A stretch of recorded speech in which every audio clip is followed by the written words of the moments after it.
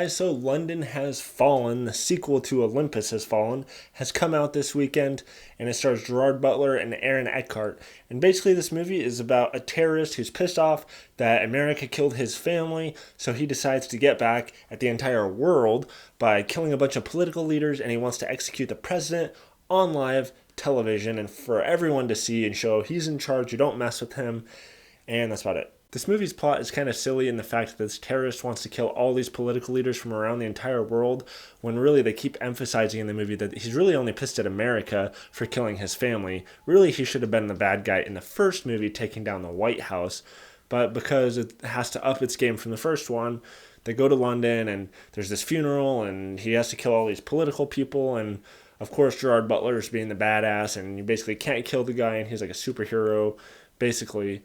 And he's basically protecting Aaron Eckhart, shooting through people. And the action is why you see this movie. This movie does do some pretty cool action scenes. There's one shot in particular, somewhat near like the last quarter of the movie, where it's one long take. And it's just like, it's going around and it's probably a few minutes long, and that's really cool. Obviously, they probably edited it together at some point, but they make it look like one big shot. And I always love when movies do that. I saw it in Children of Men the first time. There's like this 14-minute shot or something.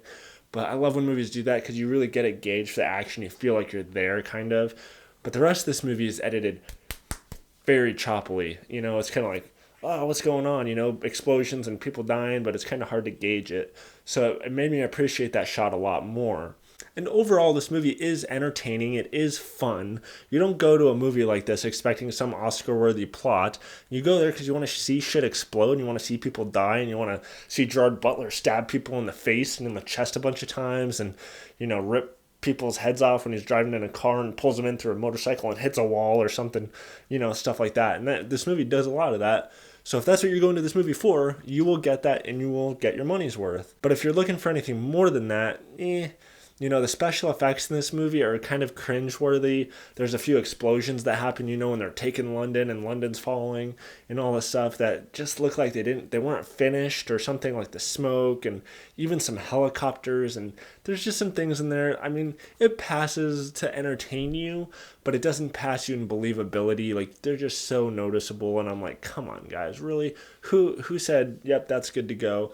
It doesn't need any more work. I mean, they must have ran out of money or something, but I don't know. Also, this movie's villain really doesn't scare you at all. A movie, to me at least, really hinges on the villain a lot of times in these types of movies. If you have a really good villain that you can kind of feel for, you see where he's coming from, it's like it makes it a lot more interesting, and kind of like, oh man, this guy's really serious, and he scared you. Like, man, is the main guy going to make it through this? But because Gerard Butler is such a superhero in this movie, you never worry for him. You never really worry for the president.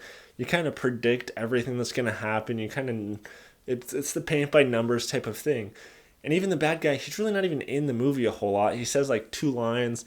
He's in like a couple shots near the end, and that's about it. The bad guy, there's nothing to him. He's just a very cliche, I have to get everybody bad guy because I'm mad kind of bad guy. And because the bad guy sucks, the overall story kind of sucks. And what can you say? But for me, because I was so thoroughly entertained and I did have fun with this movie and I felt I got my money's worth, I'm going to give this movie a one-night stand. It's worth seeing if you want to see some action, not worth seeing if you want to get, a good story. So guys, what kind of movie do you want to see Gerard Butler do next? Let me know and comment below. And if you're new to my channel, please subscribe. Remember to like my video. Also, if you're new to my channel and you're not familiar with my movie rating system, please click the eye above and watch my movie ratings video. And if you want to see some more movie reviews, stick around after this if you can handle it. Go.